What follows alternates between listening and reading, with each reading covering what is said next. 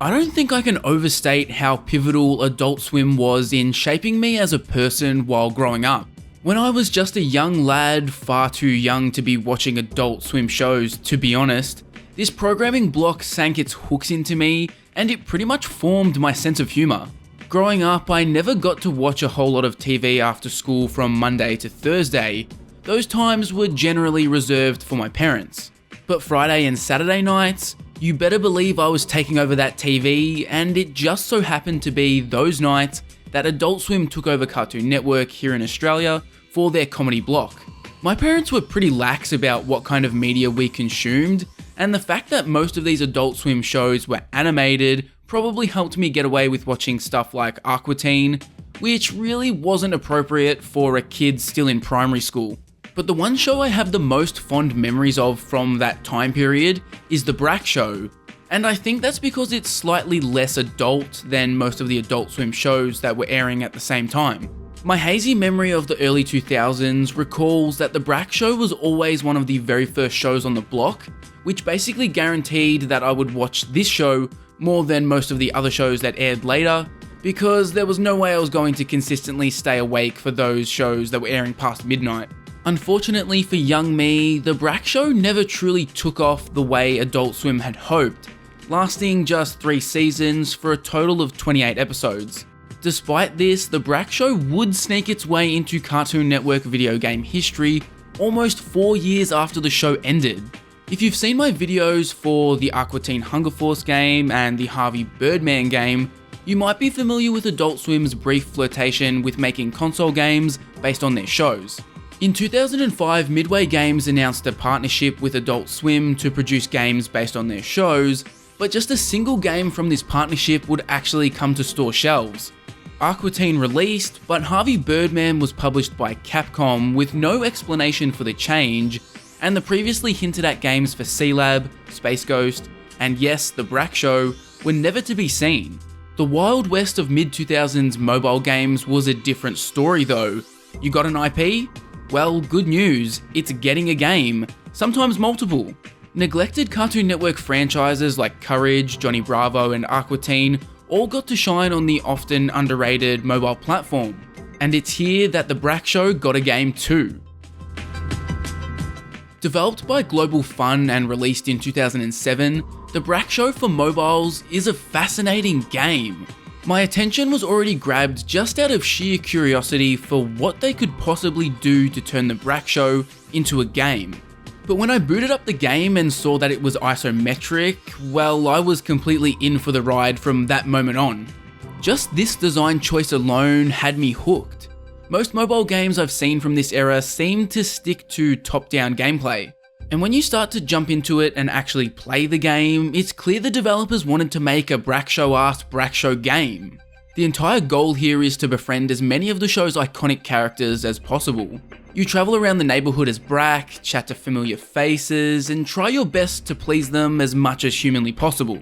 If this game was made like 5 years later, I would imagine the relationship gameplay would have been determined by dialogue choices, but here you instead play a minigame after each conversation. It's kind of like Guitar Hero in the sense that you have a bunch of different emotions flying towards you, and your goal is to dodge the bad ones and hit the good ones, hoping to reach the 25-point target. The minigame is so basic, but it does get pretty tricky at times, and there's definitely going to be instances where you fail. After completing that conversation minigame, you can jump into the pause menu to check out your friendship level with each individual character. To beat the game, you need to be good friends with every character, which is the second tier of friendship, as well as best friends with 2 characters, which is the third tier.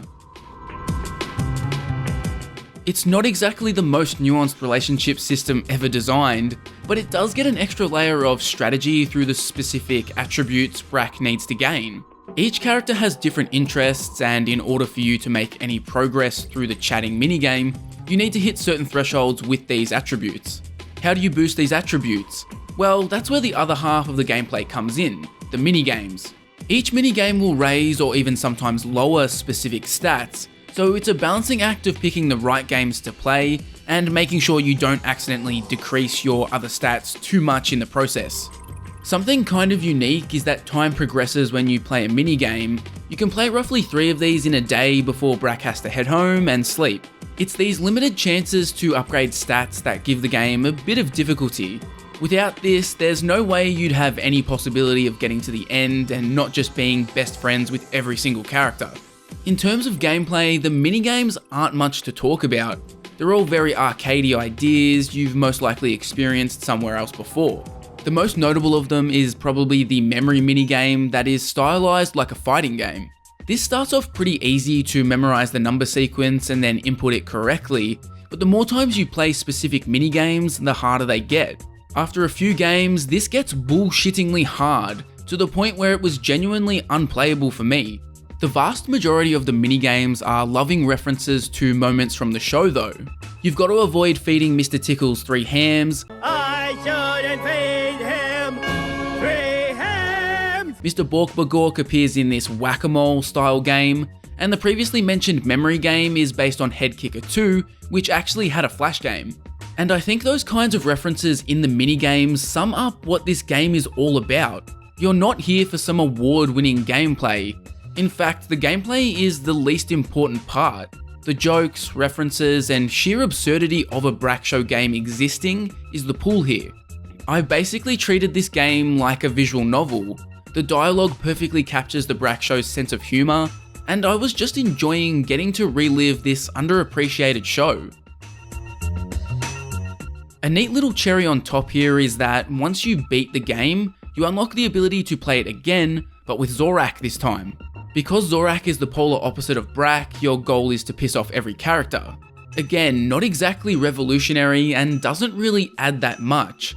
You essentially just play this game in reverse. But the fact that something like this exists here shows that the people making this game actually gave a shit about the product. My praise extends to the visuals too.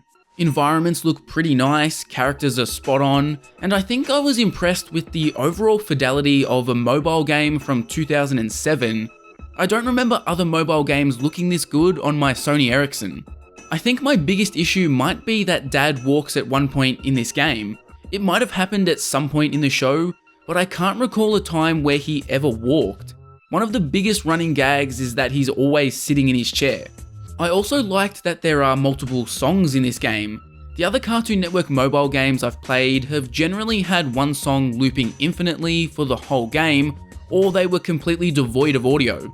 Picking this up and being greeted by different tracks based on location was a pleasant surprise, even if the lack of music during minigames was a bit odd.